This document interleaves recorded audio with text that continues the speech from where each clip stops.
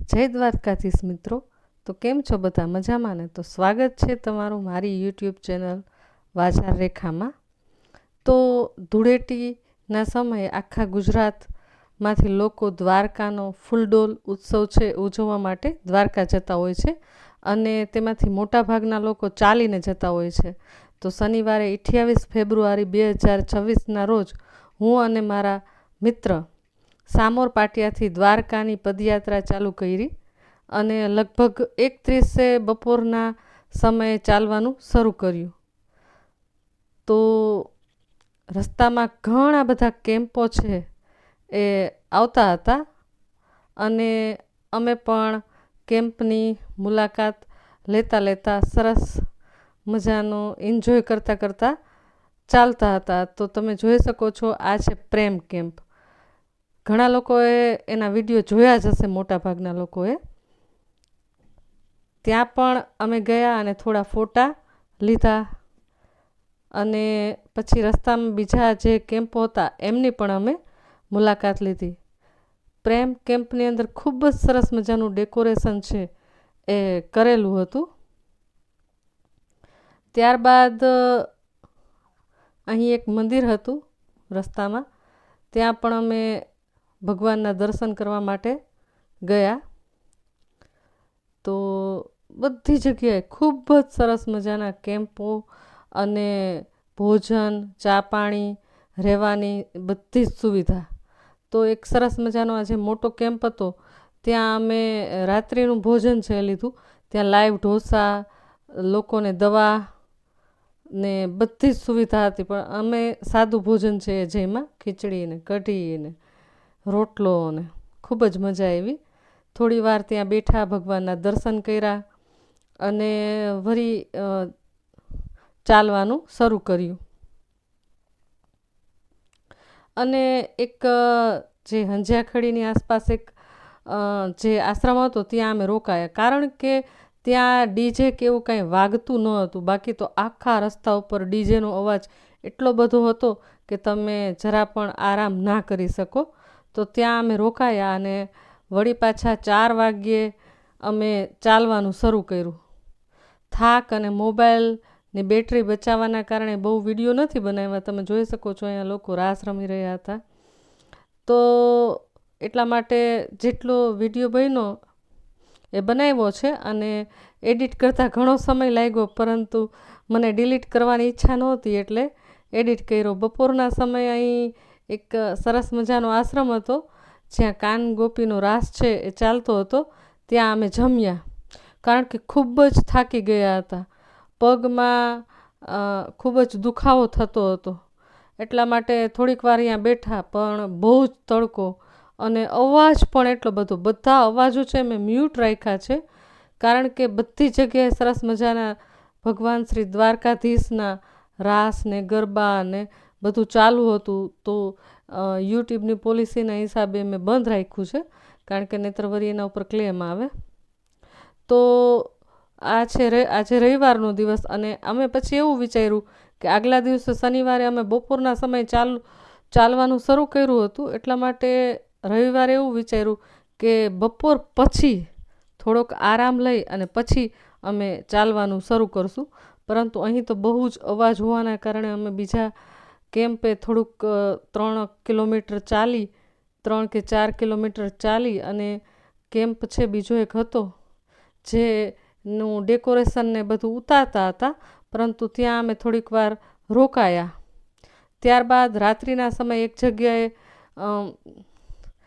અહીંયા રોકાઈ જાવ એમ કહેતા હતા. આગળ કેમ્પ નહીં મળે, તો ત્યાં અમે રોકાયા, અને રાત્રે 3 વાગ્યે પાછું ફરીથી ચાલવાનું શરૂ કર્યું. રસ્તામાં સરસ મજાનો એક કેમ્પ આવ્યો જ્યાં બધા લોકો છે એ રાસ ગરબા રમી રહ્યા હતા. અમે પણ તેમાં જોડાઈ ગયા. પગમાં ખૂબ જ સખત દુખાવો હતો, નહોતું માથું ઓરવેલું કે નહીં કાંઈ, પણ છતાં ત્યાં અમે રમ્યા. રમવાના કારણે મજા આવી, અને પગનો દુખાવો છે એ પણ આમ થોડોક મટી ગયો, જરાક ઉત્સાહ વધારે ભરાઈ ગયો. અને ત્યાંથી અમે વળી ધીમે ધીમે ચાલવાનું શરૂ કર્યું. જુઓ તમે, બધા રાસ રમી રહ્યા છે. ત્યાંથી ધીમે ધીમે હાલતા થયા. એક તો પાછો ત્યારે આ સમયે જ્યારે બધા પદયાત્રીઓ ચાલીને જવાનો જે સમય છે તે દરમિયાન રસ્તાનું કામ ચાલુ હતું. એટલે રાત્રિના સમયે તમારે ચાલતા સમયે ખૂબ જ ધ્યાન રાખવું પડે. નાના મોટા પથરાઓના કારણે પગ ન દુખતા હોય એના પણ દુખી જાય એવી પરિસ્થિતિ હતી. તો અમે એ પરિસ્થિતિને પાર કરી અને ભગવાનના દર્શન કર્યા જ તે. તો તમે બધા જોઈ શકો છો કે બધા રાત્રિના સમયે પણ સવારના વહેલી સવારે રાત્રિનો સમય તો ન કહેવાય પણ પરોઢીએ બધા લોકો છે એ જો રાસ રમી રહ્યા છે. ઘણા બધા લોકો છે. તો ખૂબ જ મજા આવી. અને જીવનમાં એક વખત ઝડપથી નહીં પણ ધીમે ધીમે ભલે 2 દિવસ વાર લાગે પરંતુ આ લાભ તો લેવો જ જોઈએ. એક અનેરો લહાવો છે દ્વારકાધીશના દર્શન કરવા, ઠાકોરના દર્શન કરવા. ખૂબ જ મજા આવી જાય, એકદમ મજા. અને આમ દુઃખ દર્દ તો દૂર જ થઈ જાય એમ ખરેખર. એમ ઘણા સમયથી આવી રીતે જવાની ઈચ્છા હતી અને કોઈ મિત્ર ના મળે તો એકલા પણ જાવું હતું. પરંતુ ત્યાં ગયા પછી આપણે ખબર પડે કે એક વ્યક્તિ તો સાથે જોઈએ. કદાચ આપણી તબિયત બરાબર ના હોય, આપણે કાંઈ વસ્તુ લેવી હોય, ક્યાંય ઊભું રહેવું હોય, ક્યાંય થાક ખાવો હોય, ક્યાંય રાત્રિ રોકાણ કરવું જોઈએ તો એક વ્યક્તિ તો સાથે જોઈએ જ. અને જો ઘણા બધા મિત્રો હોય તો ખૂબ જ મજા આવી જાય. તો અહીં અમે ખૂબ જ રાસ રમ્યા અને સરસ મજાના ગીતો છે એ વાગતા હતા પરંતુ મેં એક ગીત છે એને મ્યુટ કરી દીધું છે.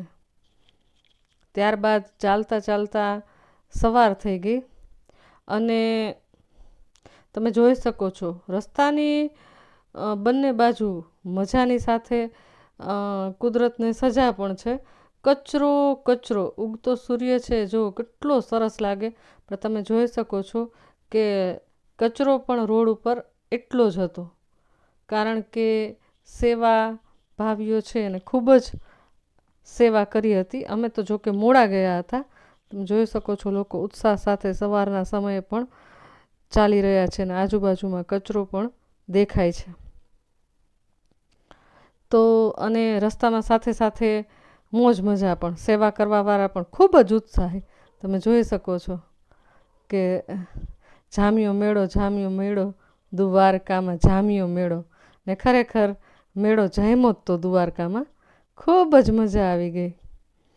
તો કેમ્પ છે એ બધા ઉપડવાની તૈયારીમાં હતા પણ આપણે કેમ્પ માટે તો ગયા ન હતા, ભગવાન માટે ગયા હતા. એટલે કેમ્પ ચાલુ હોય કે બંધ હોય કે એનાથી કાંઈ ફેર પડતો નહોતો.